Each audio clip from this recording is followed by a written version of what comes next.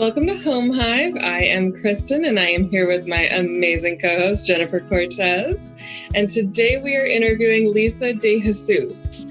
So she owns a company called ADU Gurus.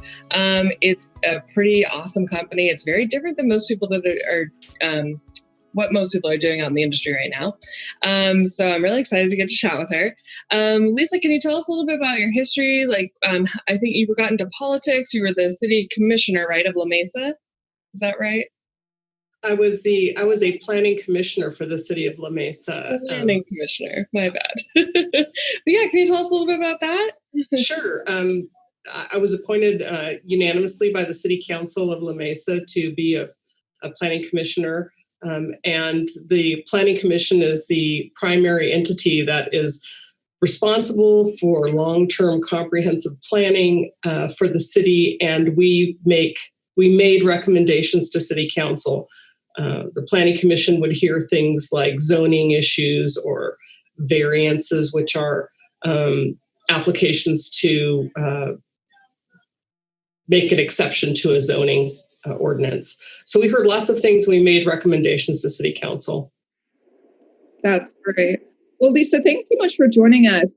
So obviously that type of work is really important for a few different things. But as we here on Home Hive, the majority of what we talk about is specific to ADUs, which are accessory dwelling units. So can you share with us a little bit more about how your work how that relates to helping to support ADUs and also be able to help increase the building or the renovating of them? Well, the Planning Commission helps interpret or helps make direction for applications that come into the cities or the other jurisdictions, but it's much broader than that. The ADUs were mandated. The ADU, allowing for an ADU in a property owner's backyard or on their property, was mandated by the state in 2017. And what I mean by that is the state created or passed legislation that impacted the local governments. And so the local governments take that broad law and they interpret it into the way they want their citizens to be, or their property owners to use it. They have to maintain the broader aspect of what they're told to do via that legislation, but they can add nuances to it that they see fit, that fits their general plan, because every local government, every local jurisdiction has a general plan for how they see their city impacted by certain legislation, whether that be their own or mandated from the state. Wow, that's so important. Obviously, that can help to influence and really spearhead these opportunities here in Southern California, obviously in those jurisdictions where the work is being done. But then also, I think it also helps to, as you spearhead, as you do that work, as you spearhead these opportunities, you're really advocating for the greater community to be also able to not only be educated, which we're obviously super passionate about here at Home Hive, the correct information, because the information can also change frequently, and it has over the last couple of years here in Southern California, specifically San Diego. But then also helping to inform industry professionals and obviously consumers as well, as how do they even as these opportunities then exist, how do people then go ahead and actually build them or renovate ADUs? So, and I think that's a great point, Jennifer, is that keeping the average property owner isn't spending their days wondering what the next ADU iteration is going to be from the state. So how do you find out what's up to date? By the time, so January 1, when rules take place, let's say the legislation happens during the year and it's becomes law January 1, then the cities have to, in turn, take time to digest that and write up the interpretation as they see it for their city. So you can't expect all property owners to figure that out. So that's why, like, ADU Coalition and understanding where you're going to get that information from, the latest information on how it's impacting. As of January 1, we had HOAs can no longer prohibit ADUs from being built in an HOA community. But that doesn't mean that you can just go ahead and live in an HOA and start building an ADU. So how does that HOA interpret the laws, and what are they going to do? So it goes hand in hand with understanding there's a lot of information coming at you, especially in the last few years, and there'll be more to come. So having like the ADU coalition, somebody that will help decipher that for people, that's really helpful. Yeah. I think it's a great opportunity to be able to speak to you specifically, simply because you have such an interesting and diverse background in being able to support these ADUs and knowing what goes into the background of creating these laws and putting them in place and things like that. So it's really, I think it's a really interesting opportunity to be able to speak to somebody who has experience in that. It's really cool that, I mean, I'm just fortunate that, first of all, I love policy, and I love how how they impact everybody, and how we come to a consensus of how that's supposed to move forward. You're going to have people that aren't so happy and people that are very happy. But going back to being a planning commissioner, prior to being a planning commissioner, which I'm not a planning commissioner anymore, but I had the honor to do that for 3 years. I studied city planning, policy, how local governments and state governments interact. I mean, my senior thesis was on this boring topic called how the state and local government's dysfunctional financial relationship works. I mean, I just loved it. So fast forward 15 years, I'm also now a real estate broker. And I kind of put the city planning stuff behind me, but it was always something that was near and dear to my heart. And as becoming a real estate agent and then becoming a real estate broker, understanding land use became kind of a niche for me, and understanding how zoning works with particular developments and whatnot. And then in 2017, having the ADU legislation pass was kind of an aha moment for me. I was thinking, people were calling me, well, what about this ADU stuff that's happening? What does this mean? So being able to translate that, because I can speak city, and I think that's something that's a little confusing to people, and that's okay. That's what we're here to do. Yeah, awesome. So, how can other people get involved and help support changing these policies and making these new policies? And what can we do and what should we not do as homeowners and just the general public? Well, the benefit now is that because the conversation has already been started by the state, making the local governments have to entertain the conversation, is to try to jump into that. All jurisdictions have passed agendas, and you can do a search for the term ADU and see what conversations have been going on. You can go to your representative, whether that's a board member, a commissioner, or a council member. You can talk to somebody like the ADU Coalition and find out what's going on with the laws. Or you can call ADU Gurus, and we're happy to help you with that as well. But really, there's a lot of places to step in. I think here's just an example. I had a client who has an acre lot in North County, and they had an old easement that was on their lot, and we wanted to vacate that easement, meaning we wanted to give that easement a vacation and not be part of that lot anymore. So we went to the county supervisor, and their staff helped. So this is something that if you want to find out your jurisdiction, find out who represents you in that jurisdiction, and you can contact their staff, or you can go directly to the city. And the city planning counter, the building counter, they're always very helpful with understanding your particular lot. That's one way to get in to help people individually. But on a broader scale, if you want to impact the policy, how your local government's going to interpret that policy. And I'm thinking of people that do short-term rentals and long-term rentals and 30-day rentals. Those things there's a very vocal trend right now to make sure that these ADUs are not used for short-term rentals. And so you'll see a lot of participation in meetings about ADUs on that subject. But they're still supposed to be allowed. So that conversation would have to be done at the local level. Gotcha. So attending local events that are happening, hearings and things like that, so that sure. Understand what's going on. Okay, that's good. Good to know. and just to clarify, right now, as we're still living through the COVID-19 season, just to call it for what it is, sure. And as things are, still more closed, unfortunately, we're thankful for Zoom and technology that keep us connected, such as this. But are those meetings still happening? No, I mean, I have to say they were open. I know in some cities they were opening for a moment, but all the cities, or most of the cities now at this point, are adapting to this type of environment, the Zoom meeting environment, holding city council meetings on Zoom. I should take that back. During this COVID season, you can't go to the planning counter. You could until 2 days ago that they started closing everything down again, and that's so.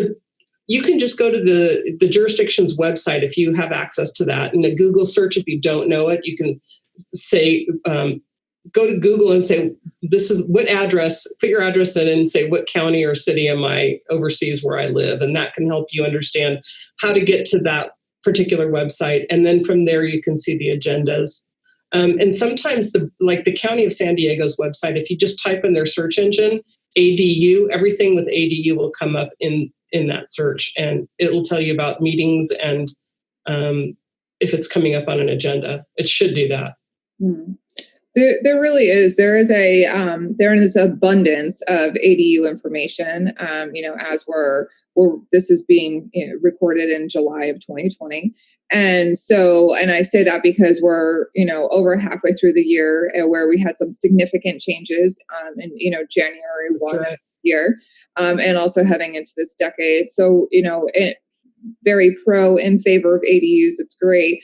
But it's always important to work with professionals who understand what are the current laws, what are the current opportunities, how does that impact where we are right now, and then where your project's going to stand months, maybe a year from now. So it's always really important to work with professionals who understand what's happening right now, because the opportunities and the information and the laws specific to ADUs have changed so much over the last couple of years in California, and then obviously here in Southern California and San Diego specifically. So in wrapping up the policies piece of what we're talking about right now, is there anything else that the general public should know about policies, about why they're made, about how they're made? The policies at the state level, when the ADUs came about, what triggered that was the affordable housing issue in California and the lack of rental housing. There was some critical thinkers out there. We have urban sprawl in every major city in California where we just keep moving out and out and out geographically. And 15 years ago, we were talking about density and infill, where you have transportation corridors, which are just bigger thoroughfares in your city. In San Diego, you could think University Avenue, El Cajon Boulevard, and to build up along those corridors versus out in urban sprawl where you have to create freeways and adding more impact to the environment that way. So going up. And then the other thought, which came about after that, was the ability to build a second house or second property, a granny flat, an ADU in your backyard. And Senate Bill 1069 in January 1, 2017 passed. That bill coined the term ADU. So casita, in-law, whatever you want to call it. So the ADUs were proposed as a way to address the need for more housing. And in turn, it has kind of allowed more housing for first-time buyers that want to have a revenue stream. It ticks a lot of boxes. So that was part of the policy moving forward. And since then, it's been modified.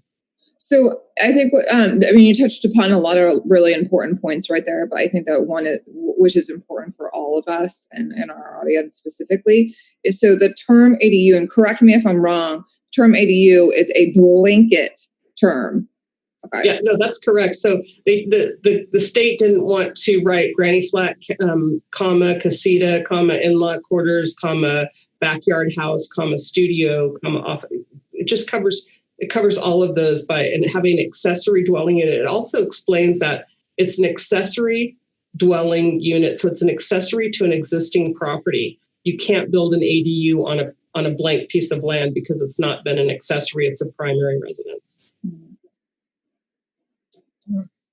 Very cool. So can you tell us a little bit about how ADU Gurus is supporting these efforts? Sure. My job, I feel, for my clients is feasibility. Number one, can they do it?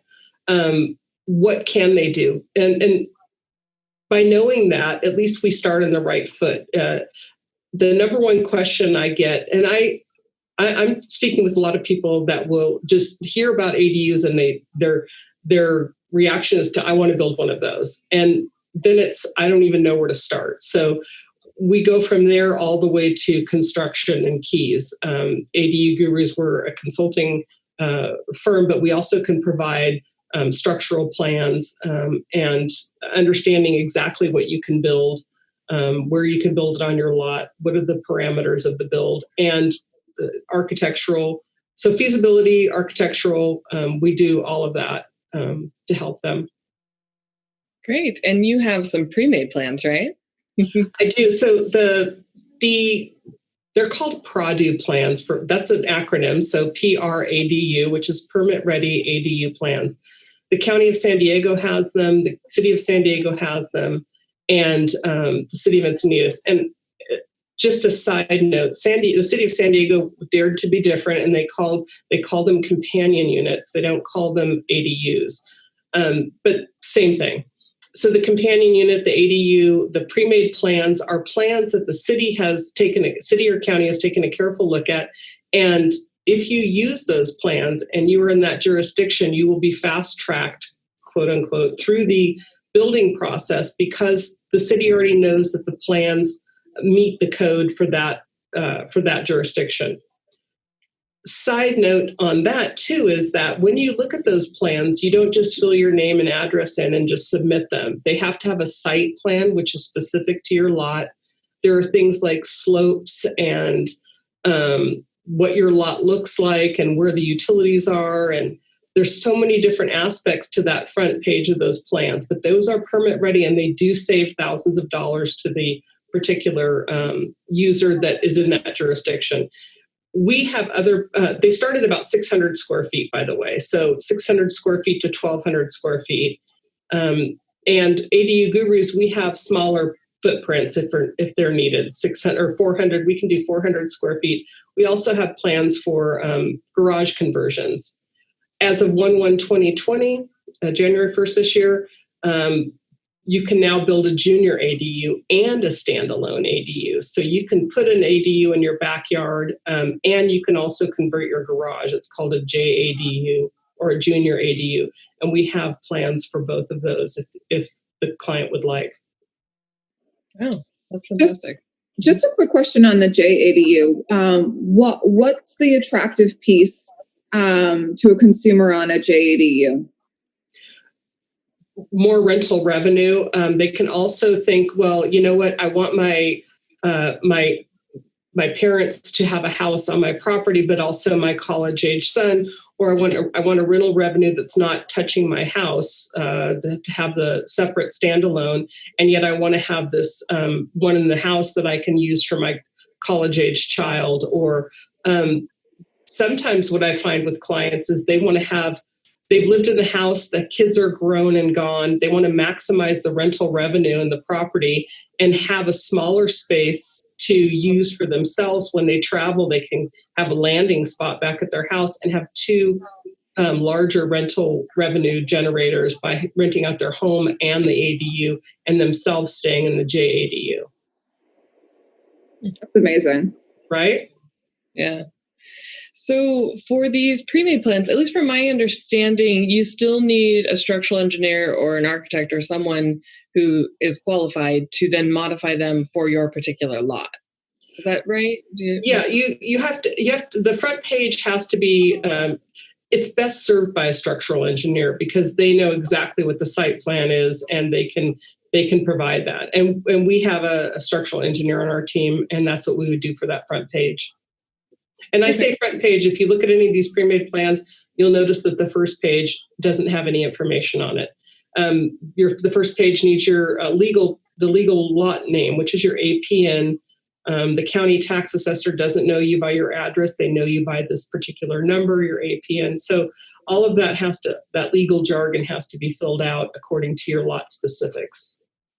Okay, so you can even take the pre-made plans, but then you also have your own pre-made plans that are of a smaller square foot size. Yes, we have a smaller footprint.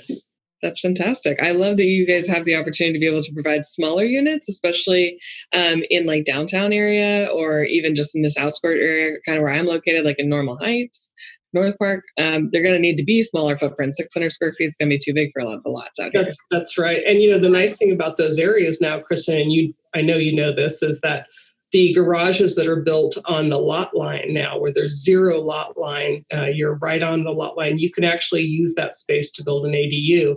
But those garages are about 250 square feet. They're very small, but you can take that down and use that for an ADU as well. Yeah, that's fantastic. That's actually what mine is. Nice. So, yeah. I didn't know that, and that wasn't planned, so. Right? That was not planned. I did not get that information out before this. So, yeah, I actually live in a 250 square foot ADU. Oh, nice. I wasn't far off. Yeah. Lisa, thank you so much for joining us. I feel like we could just stay here for another episode or two and talk more about your experience, and then also really how you've spearheaded and helped to advocate for ADUs, not only in the past but obviously now, and most importantly, really helping to connect your clients with these opportunities and spearhead the correct information for them. And it can be complicated. The process can be complicated. There's a lot of things that stood out from this conversation. But one, we always encourage our audience to make sure that you connect with industry professionals who have the experience, who have done it, who are working in it. And so on that note, Lisa, how can our audience connect with you?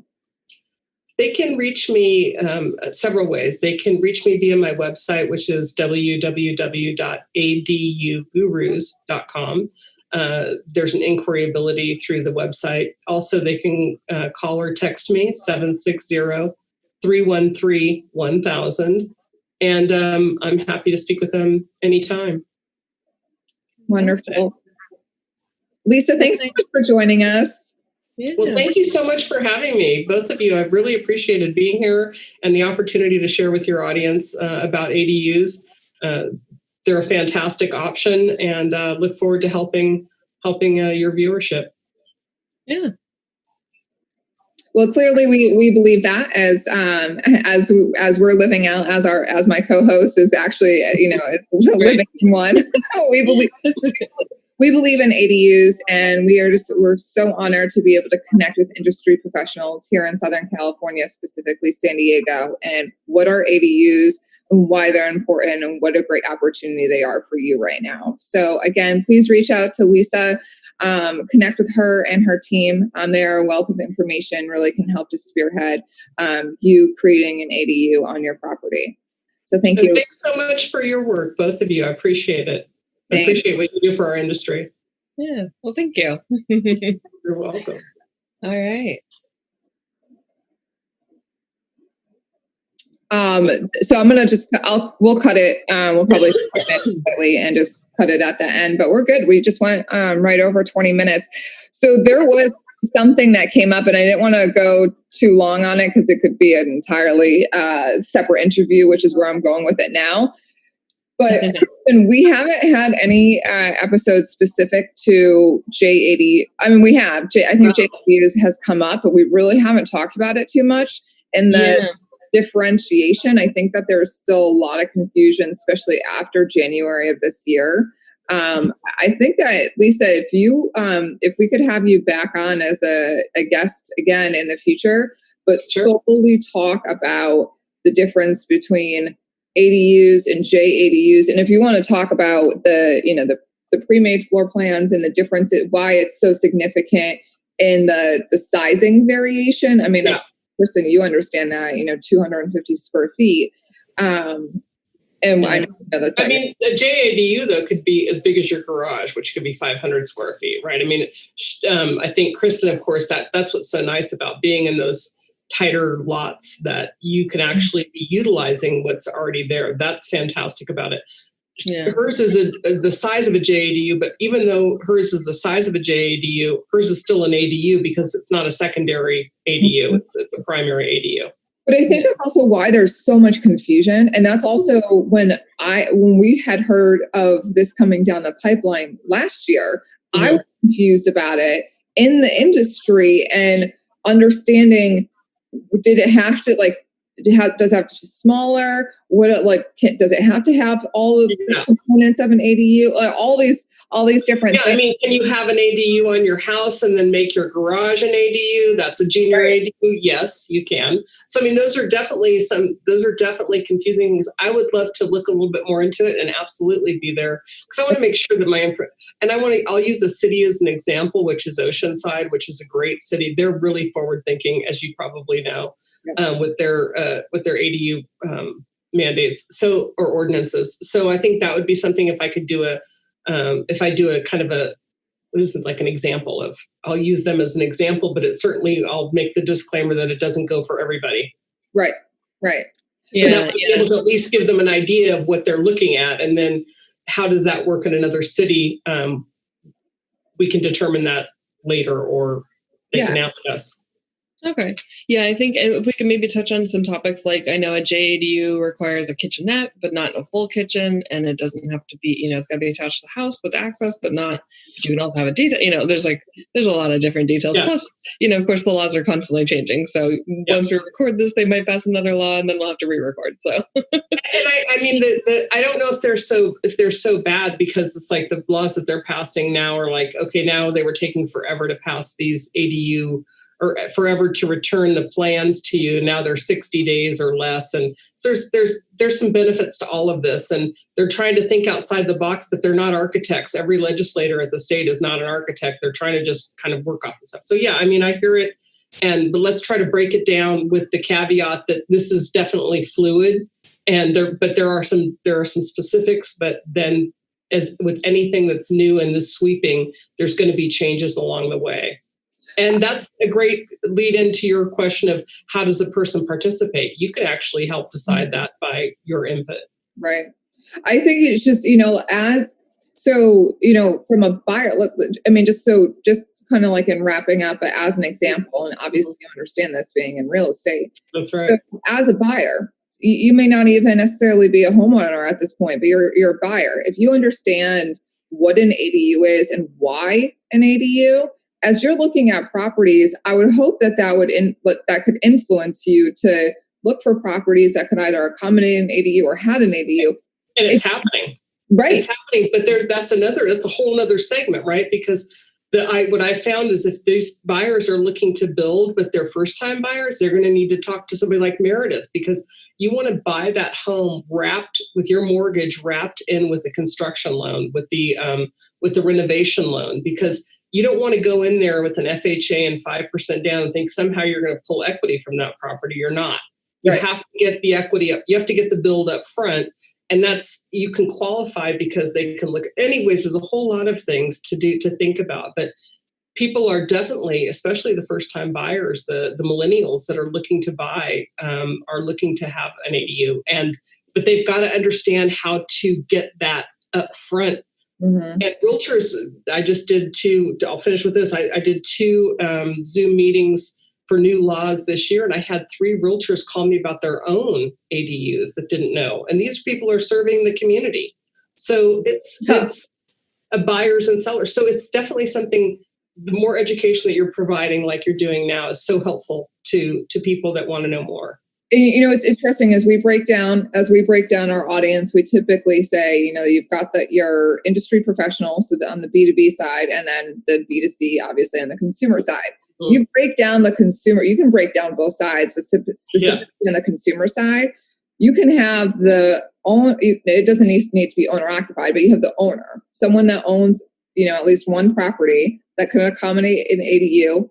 Hopefully they can accommodate a JADU as well. Sure. But if they don't understand even what that is, then they're not even going to know. That's right. And then on the same thing on the buyer side. I mean, as buyers are out there, as they're looking, they may be just looking for that.